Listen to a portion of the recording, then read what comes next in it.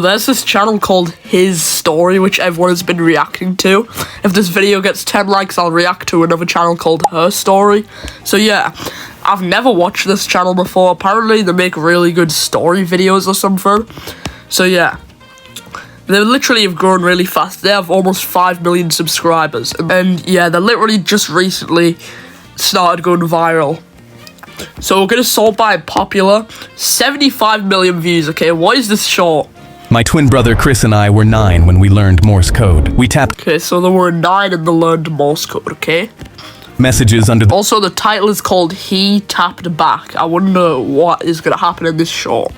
dinner table when Mom told us to stop talking and tapped through the wall between our bedrooms. Okay, that actually is a smart idea, using Morse code to talk when you're told to stop talking. Every night. When Chris got into a car accident and the doctor said he'd never wake up, I pulled up a chair next to his bed, took his hand, and tapped. Are you there? Okay, is he gonna talk to him through Morse code or something?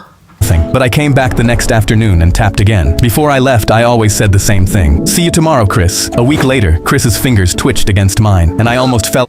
Okay, as it says in the title, I'm gonna guess he's gonna talk back in Morse code and he might wake up from the coma or whatever he's in. Out of my chair. I grabbed a nurse and she barely looked up. They're reflexes. It doesn't mean anything. I bought a notebook the next day and started writing down every single one. 4 months in, Mom watched me scribbling and said, "How long are you gonna keep doing this? Until he taps back." He's not gonna tap back. You're talking to a corpse. Dad lasted a few more months before he pulled me into the hallway. We need to talk about donating your brother's organs. His fingers move every time I hold his hand, Dad. The nurses said those are reflexes. Stop getting your hopes up, son. I don't care what the nurses say. You're not donating my brother's organs. But a week later, my parents called to have Chris transferred to a long-term facility to die and scheduled a meeting to sign the papers. The afternoon before the meeting, I tapped into his palm like always, but this time, something tapped back. Short, short, short. Long, long, long. Short, Okay, what does this short, long, long mean? I have no clue, bro. Where's the translation? short, short. SOS. Oh, SOS, okay. I grabbed his hand. Chris, if that's you, squeeze once. He squeezed so hard my knuckles cracked. I stormed into the meeting room and told them my brother just responded to me. The caseworker said, "This is very common with families who aren't ready to let go." My parents nodded. I grabbed the transfer papers off the table. "You're not signing anything until you come see for yourself." I walked them to Chris's bed and grabbed. Okay, this story is actually crazy. Is his story, as his name says, are these stories actually real or the AI? Or they're made up? I can't tell whether these are actually based on real life or what. Probably not, but I don't know.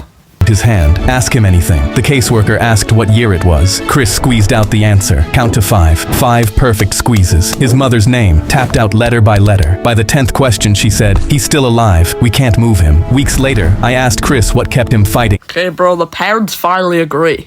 When everyone gave up. Heard Mom call me a corpse. Heard Dad say donate my organs. Heard all of them leave, except you. I asked why. I wanted to see you too. My twin brother Chris and I. Okay, wait, how long was that show? That was quite a while. 1 minute. My twin brother Chris. Seconds. Okay, so that literally got 75 million views. That's kind of crazy. Wait, what does it say? This story may be based on real events, but all names, details, and identifying information have been changed. Okay, so it might be based on real events, but all like the names and stuff have been changed. Okay. The flight attendant slipped me a napkin that said, "The pilot isn't who he says he is. Okay, so is this pilot like a bad person or something? Meet me in the back to talk." I knew she chose to tell me because of the military dog tags around my neck. I folded the Okay, why does this guy have a military dog tags around his neck? napkin and slid it into my pocket. And that's when the captain's voice came over the intercom. "Good morning, folks. This is Captain Hopkins, expecting Captain Hopkins. smooth skies to Chicago, but something was wrong. I could feel it in my bones. I waited 2 minutes and casually walked to the back, not knowing what to expect. The flight attendant was there with a man holding up a police badge. The man whispered, "I'm glad you're here. I'm an undercover cop." I knew something was wrong straight away. The flight attendant whispered, "I've flown with Captain Hopkins for 6 years. I don't exactly know what's wrong, but I know that's not Hopkins, and we're flying the wrong way." She showed me the flight map of where we were heading. The plane is heading toward an abandoned airport. I leaned over the map. My body was pumping with adrenaline because it was the perfect place to crash a plane. There's an empty space above the pilot's room. I can climb up and listen to what the pilot and co-pilot are planning through the ceiling. Take my number. If you can tell there's something fishy going on, text me one word, now. That's the signal to move. And to distract everyone while I climbed above. Okay, these stories are kind of crazy. the ceiling. The flight attendant made an announcement on the speakers to tell everyone to keep their seatbelts on. Through the cracks, I could hear two men in the pilot's room talking. 15 years ago today, our brother died because of Captain Hopkins. Now we get to crash his plane with him tied up on it while we impersonate him. I texted the undercover cop. Now, the cart slammed into the pilot's room door and the cop kicked it open. I dropped through the ceiling and tackled the fake pilot out of his seat. The cop pinned the co-pilot to the floor. The flight attendant grabbed the radio. "Mayday, our pilot is gone. We need help landing right now." She looked at me. "Find Hopkins, the actual pilot. He has to be on this plane somewhere." I sprinted to the back of the plane, checking every door. I yanked open the closet next to the bathrooms, and Captain Hopkins was inside with his... Okay, I'm low-key a bit confused because there's a bunch of fakes and all that, but that's the real Captain Hopkins, I think. Hands tied and tape across his mouth. I ripped the tape off. "Get me to the controls." He ran to the front and dropped into the pilot's chair. He grabbed the wheel. "Tower, this is the real Captain Hopkins." Landed. The cops dragged the brothers off in handcuffs. The flight attendant came up to me in the aisle. I pulled the napkin out of my pocket and held it up. "You saved 200 lives with this." She smiled and took it back. The flight attendant... Yeah, that's crazy. So the flight attendant saved over 200 lives.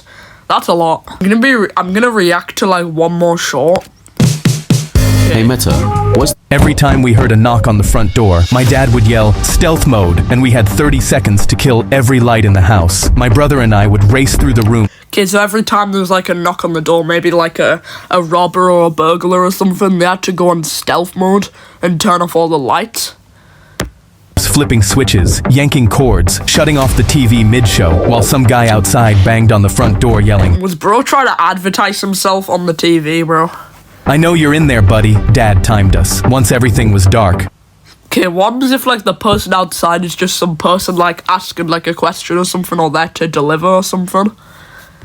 no talking, no moving, no looking out the windows. We'd sit there until Dad did his owl hoot, which meant all clear. Sometimes 5 minutes, sometimes almost an hour. Afterwards, he'd high-five us and go, "Real ninjas couldn't do better." He told us stealth mode was top secret. Never tell your teachers, your friends, nobody. Other people wouldn't understand. For years, I believed him. When I was 8, I asked Dad why we had to hide so much. He said some annoying guy kept bothering our family, and stealth mode was how we dealt How do they know it's annoying if you've never opened the door?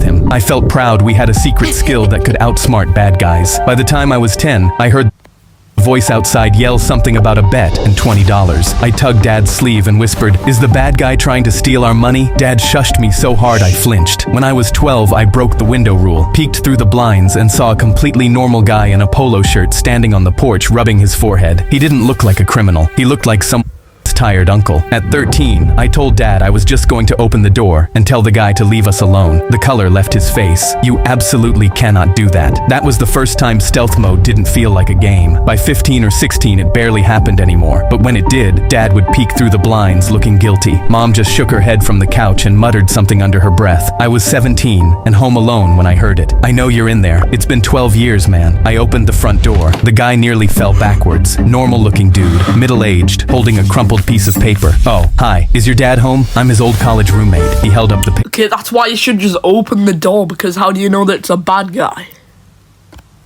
"Your old man bet me $20 Michael Jordan wouldn't win his 6th ring. That was 1998. I've been knocking on this door ever since." He handed me the IOU, both their signatures, right there at the bottom. I left it on the kitchen table. Mom saw it first and laughed so hard she had to hold the counter. Dad picked it up, read it, put it back down, and the first thing out of his mouth was, "So now he knows someone's home." Then he turned off the kitchen light and got under the table. We were never in danger. My dad just lost a bet because of the greatest of all time. Every time we heard a knock... Okay, that story was kind of crazy. How long was that? That was quite long as well. They're all quite long. Every time we heard a... So how much views does this channel even have? Wait, there's also long form videos, 3.7 million. Addicting stories uploaded every day. Okay, so that was his story. I've also heard of this channel called Her Story. So as I said in the beginning, if this gets 10 likes, then I'll react to this channel as well, which also has 2 million views, which also has 2 million subs. And the most viewed video on this has 20 million views. These channels are going viral. So yeah, that's going to be it for today's video. Hope you guys enjoyed. Make sure to like and subscribe, and bye.